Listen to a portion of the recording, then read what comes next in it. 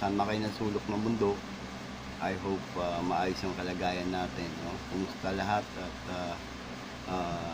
today ito nakapag ano na tayo, no? Nakapag kape na tayo. So ito, nagising din tayo ng maaga. So mga karem, kahapon kasi nag-ikot-ikot ako sa Along Harrison, Along Harrison. Ito kasi yung lugar na kung saan dito rin ako lumaki, naglakad-lakad tayo kahapon para makita natin kung ano na ba yung Harrison, simula nung elementary days natin, high school, o sa college tayo. Ano ba yung Harrison? Marami nang pinagbago pala eh. Nung umikot ako, marami nang pinagbago, marami na mga building na tinayo, yung mga dating lumang bahay ginawa ng building. So etong Harrison guys, paano nga ba naging Harrison? Bakit nga ba tinawag na Harrison? Saan ba kinuha yung Harrison na tinatawag? Ito pala guys, yung Harrison, kinuha pala to sa pangalan na isang Amerikano, isang Amerikano na mambabatas during panahon ng mga Amerikano dito sa atin, sa Pilipinas. Ito'y pinangalanan sa Francis Burton Harrison, Francis Burton Harrison. Kaya naging Harrison yung dating lugar.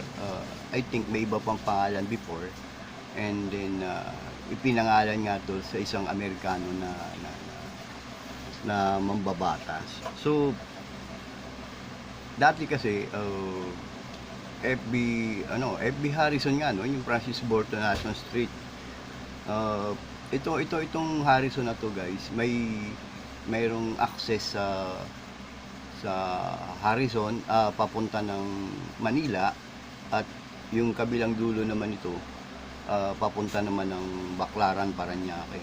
So yung north side, ito yung dito sa may Vito Cruz na, pa Manila. Ito na yung papuntang norte. Doon ang boundary niya doon sa may papunta na ng Maynila, sa may Vito Cruz. Kung tawagin nga ngayon is Pio Campo na.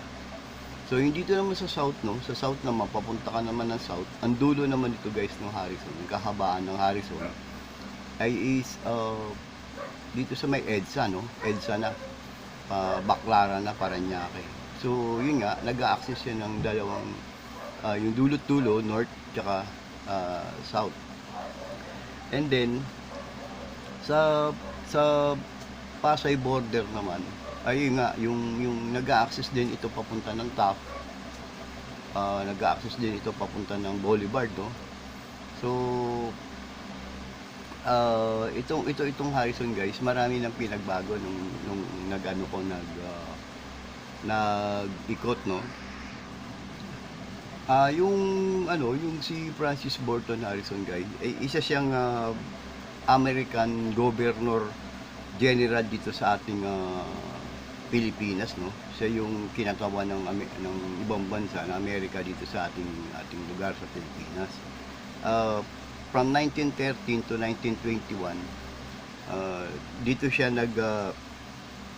naging malapit sa mga kapwa Pilipino, at naging tampukan din siya ng kritisismo ng kapwa niya mga Amerikano, kasi nga yung puso niya nandoon sa mga kapwa Pilipino, na gusto niya na maging maayos, at may mga bagay siya na nakikita na kailangang maging maayos para sa mga Pilipino, Ito si Francis Burton, siya yung naging dahilan ng pagkabalik ng ating bandila.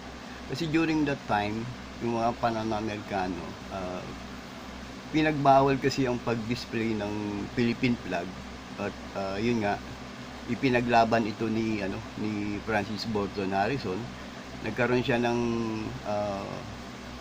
batas, no? Nagkaroon siya ng batas, nagtatag siya ng batas. At ito yung tinatawag na Act number 2871, no? Yung ginawa niya para manumbalik at maibalik yung pagdi-display at paggamit ng Philippine flag dun sa mga sangay dito sa lugar ng Pilipinas, no? Yun nga, nagtagumpay siya. Naisabatas nga yung ano na yun, yung kanyang Proclamation Act na yun, na gamitin ang bandila ng Pilipinas muling ma-display. Yun doon siya nagtagumpay. At during that time, si Francis Bolton, masyado siyang naging malapit sa Pilipino.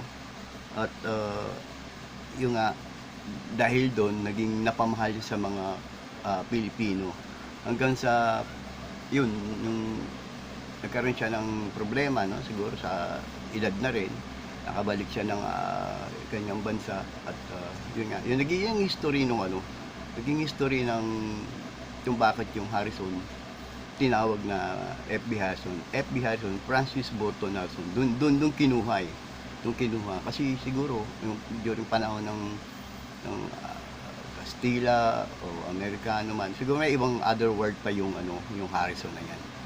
At yun nga, maganda naman na naging kasi nga Francis Bolton Harrison, parang although hindi siya kahabaan talaga ata na ilang kilometro itong Francis Bolton Harrison, pero naging maganda nito kasi yung dulot-dulo, nagkaroon siya ng mga access pa Boulevard, access pa TAP, yung Even Buendia, may access pa Makati. So na rin medyo malapit din siya sa mga mga establishmento, no? Yung Harrison Avenue na to. So yun guys, no, yun kasi dito tayo lumaki, no? Dito tayo ikot-ikot natin na marami tayong na notice na ang laki na ng pinagbago pala ng ang laki ng pinagbago ng FB Harrison. So ang dami na ng building na tinatayo. Yan. So sa ganon, doon na rin nakikita na hindi na rin tayo bumabata. Yun nga. So yun guys, no, yun ang ating mga napansin. So sa pag-iikot natin, yun yung mga bagay na nakikita natin sa akin. Okay? Okay guys, I hope sama kayong sulok, no. Ingat palagi, at lagi tayong magdarasal para maproteksyonan tayo ng Panginoon at siya yung kalooban niya masunod sa atin. Okay guys, ingat palagi, bye-bye.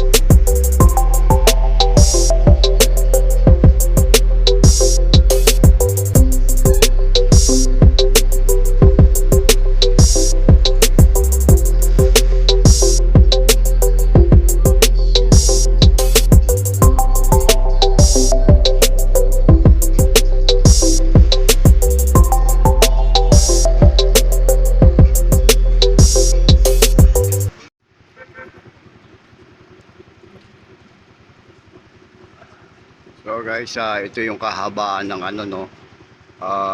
Harrison from dun sa south, no, yung dulo niya is EDSA na. So ito yung kahabaan naman, papunta naman ito ng ng Libertad at madadaanan nga nito yung Manila City Hall, yung eskwelahan, yung DepEd line, and then OWA, madadaanan pa nito yung sa Buendia guys. Okay.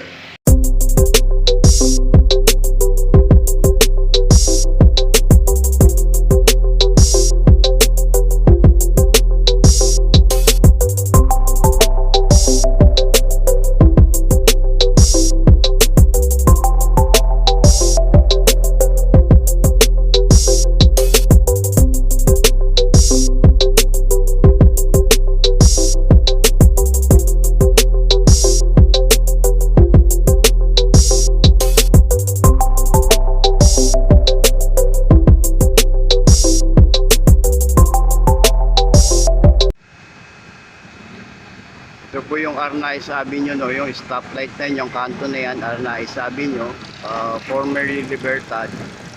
So, ito going Harrison na naman to, no, pa Maynila. Ito yung mga bagong building na nakatayo dito.